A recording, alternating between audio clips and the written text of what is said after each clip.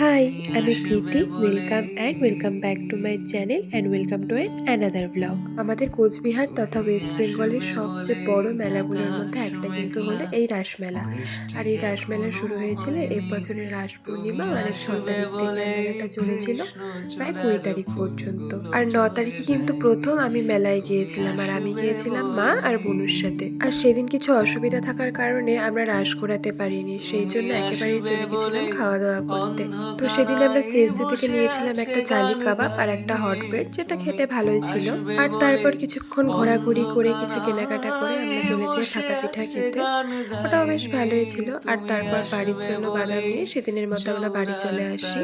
তারপর আরও একদিন আমরা মেলায় গিয়েছিলাম। তো মেলায় গিয়ে যেহেতু রাস করাতে পারবো না, সেই জন্য প্রথমেই কিছু কেনাকাটা করে নিয়েছিলাম। আর তারপর চলে গেছিলাম মিনুর রান্নাঘরে কিছু খাওয়া দাওয়া করতে। আমরা নিয়েছিলাম একটা মোগলাই, যেটা খেতে খুব একটা ভালো ছিল না। তো তারপর আরও কিছু কেনাকাটা করে সেদিনের মতো বাড়ি চলে আসি।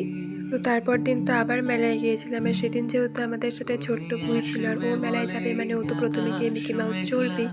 তো সেই জন্য ও প্রথমে মিকি মাউস চড়ে নিল। তারপর আমরা টুকটাক কিছু কেনাকাটা করে চলে গেলাম পাপড়ি চাট খেতে। পাপড়ি চাট খাওয়ার পর আমরা গিয়েছিলাম ভেলপুরি খেতে।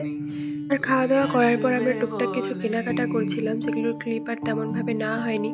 আসলে প্রথমত তো অনেকজন মিলে গেছিলাম, আর তারপর এত ভিড়ের মধ্যে কেনাকাটা করার সময় যদি মোবাইল বের করে ভিডিও করি তাহলে সেভাবে কেনাকাটা করা যায় না। তো কেনাকাটা করে বাড়ি আসার পথে আমরা খেয়েছিলাম এই পাটিসাপটাটা, যেটা খেতে ভীষণ ভালো ছিল।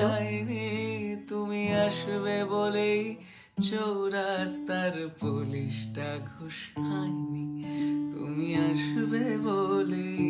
আর তারপর খাওয়া দাওয়া শেষ করে আরও কিছু কেনাকাটা করে আমরা চলে গেছিলাম আমাদের কোচবিহারের রাসমেলার এবার মেইন যে আকর্ষণ, মানে আমাদের কোচবিহারের রাসমেলার প্রথম এবার এসেছে জলপরি।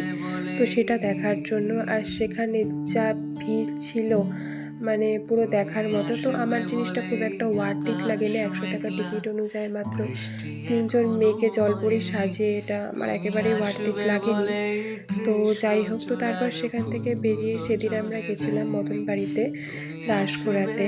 তারপর মদন বাড়ি থেকে মদনমোহন দেবের দর্শন করে আমরা সবাই মিলে চলে যাই রাস ঘোরাতে। আসবে বলে অন্ধকারায় বসে আছে গান গায়নি, তুমি আসবে বলে অন্ধকারায় বসে আছে গান গায়নি, তুমি আসবে বলেই চৌরাস্তার পুলিশটা ঘুষ খায়নি। আর তারপর রাস ঘোরানো হয়ে গেলে আমরা সেদিনের মতো বাড়ি চলে আসি। তো তারপরের দিন কিন্তু আমি আবার মেলায় গিয়েছিলাম, মানে প্রায় 3 দিন পর পর আমি মেলায় গিয়েছিলাম। তো সেদিন মেলায় গিয়ে একেবারে ভিডিও করতে পারিনি বললেই চলে, কারণ সেদিন মেলায় বীভৎস ভিড় ছিল। তো তারপর মেলায় গিয়ে কিছুক্ষণ ঘোরাঘুরি করার পর আমি আর পুরো মিলে চলে যাই ব্রেক ড্যান্সে চড়ার জন্য। তো এরপর আমি আর কোনো ভিডিও ক্লিপস নিতে পারিনি, কারণ বীভৎস ভিড় ছিল। তো ব্রেক ড্যান্সে চড়ার পর আমরা কেনাকাটা করেছিলাম অনেক কিছু, তারপর খাওয়া দাওয়া করেছিলাম করে প্রায় সেদিনের মতো আমরা বাড়ি চলে এসেছিলাম। তো তারপরে একেবারে 19 তারিখ কিন্তু আমি মেলায় গিয়েছিলাম, যেহেতু মাঝখানে শরীরটা খারাপ ছিল তাই যেতে পারিনি। আর সেদিন মেলায় যা বীভৎস ভিড় হয়েছিল মানে জাস্ট দেখার মতো। তো প্রথমে গিয়ে আমি আর দিদিভাই চলে যাই কিছু কেনাকাটা করতে, মানে ইয়াররিংস কিনতে। তারপর আরও কিছু টুকটাক কেনাকাটা করে আমরা চলে যাই খাওয়া দাওয়া করতে। ও সেদিন আমরা মেলায় কিছু খাইনি, আমরা মিতালি থেকে মোগলাই খেয়েছিলাম। তবে কাটে আমার এবছরের রাসমেলা। দেখা হচ্ছে অন্য কোনো একটা ব্লগে। বাই।